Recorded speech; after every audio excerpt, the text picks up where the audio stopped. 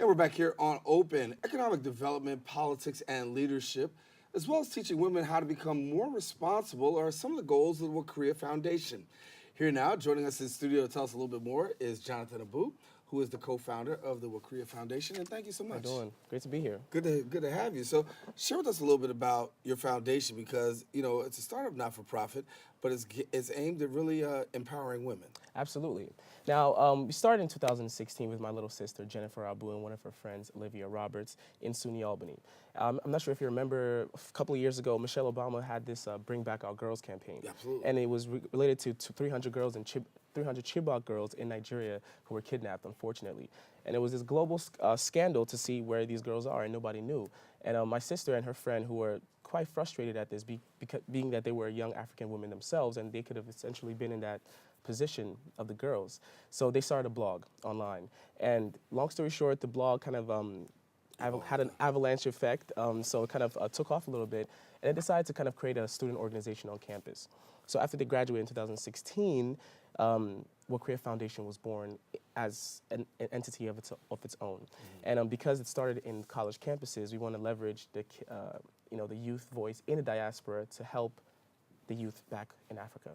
So talk a little bit about the work that you guys have been doing, because, you know, we know some Albany student leaders rallied last week. Yeah. So talk to us about the work that's been going on. Yeah, I mean, we are our own entity right now, and our hopes is to kind of, slowly go into SUNY schools and Big Ten schools as well, so we can really get that youth voice in the States, youth Africans in the States to care and to be engaged in issues going on in Africa.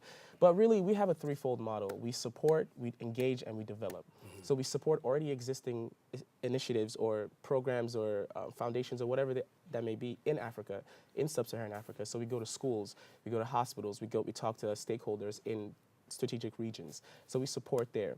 We engage, so we acknowledge these people who are already on ground doing the work, because we are here in New York City, but our constituents or the people we're trying to help are in West Africa. So we realize that they're there, we acknowledge them, we support them by fundraising efforts, and we work with people like the African Youth Alliance in Cameroon. And then we engage them by, by kind of increasing the awareness that we are here for them. Mm-hmm. It's one thing to kind of be in Africa and kind of going through certain issues that they're going through there. Like Cameroon is going through a civil war right now, and we have rural women who are kind of caught in the midst. What do? We're not necessarily fighting, but we're not necessarily, what are we doing, right? So we have people like us who are saying, we're here for you. We have a couple, we have some funds sending over to you. We want to let you know that we're here. So when it comes to Africa, many times people are just one-dimensional. They have this one-dimensional perspective about what's going on in Africa. So for people who don't know exactly what's going on right now, you gave a specific reference to Cameroon, but what are the other things that are going on in Africa that maybe we over here in the States should be paying attention to? Right. Well, I just want to begin by saying Africa is a whole continent, right? It's like South America. It's like, well, there's Brazil, there's all these other different countries in it. So it's the same thing with Africa, right? And Cameroon is just one landscape that we're working in. But Africa as a whole is not monolithic. Politically, there's a bunch of different things going on. In my country of Nigeria, we're about to enter in elections, but it's a bit rocky, but it's still kind of stable. But it goes to other places like Cameroon or Sudan, which is a bit more unstable. So Africa is just like any other place in the world, just like the United States. I think there's good, there's bad, but we really want to focus on the people who are vulnerable, basically. It's just like we have vulnerable populations here in the States as well, but we come from there. I was born and raised there, my sister as well, so it's in our hearts. Share with us a little bit about the showcase that you had recently. Well, recently we've had a couple of different events and a couple of different things. I think our most recent work was with our community partnership with A New Reality, which was started by Aminka Belvit from Canada with For Us Girls. And through that, we were community partners, and we were able to kind of support her in some preliminary field work that she was doing here because she is based in Canada, but also just kind of having that heart of the diaspora, because we do know that we're working with Africa on the continent, but we also have Africans here and people of African descent that we also do need to support. Besides that, we have volunteered in different fundraisers, such as 14 Plus, which is a wonderful foundation that we work with. We're working in their school in Zambia.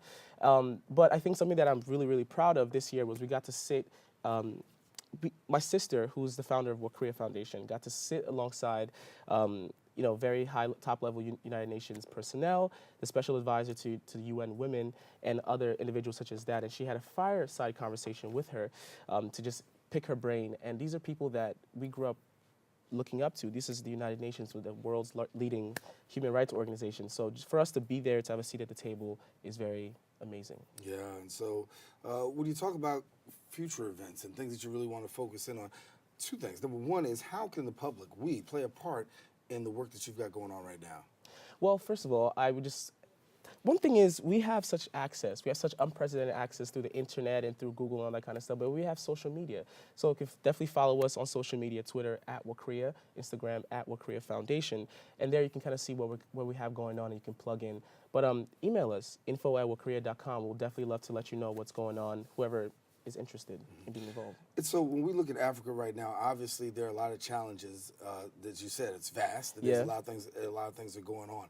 If the public could focus in on one thing and pay particular attention to one thing, what should that thing be that we should be zero focused and laser focused on? Well, I think, and don't mind me for kind of drawing crazy correlations here, right? But I was just listening to Meek Mill, right? Random, yeah. But I was listening to Meek Mill interview, and he was talking about how people don't often think of prisoners as people. They just say, oh, they went to jail, they're blah, blah, blah, blah. And for some reason, I drew a correlation to Africa. When we think of Africa, we think of we have all these lofty ideas based on media, whatever we've been taught about what Africa is, slaves. We don't think we're people. We don't necessarily humanize the individuals who are behind these things. So when we say 300 girls were kidnapped, that's 300 girls, that's 300 mothers, 300 fathers who are crying, weeping for their children. So the point is not to romanticize the issues, because there's beautiful parts of Africa as well. I want to stress that. Not every part is in turmoil. However, there are people there. These are individuals who are in these countries, who are in these parts of the world, who haven't even, so behind in development in certain ways.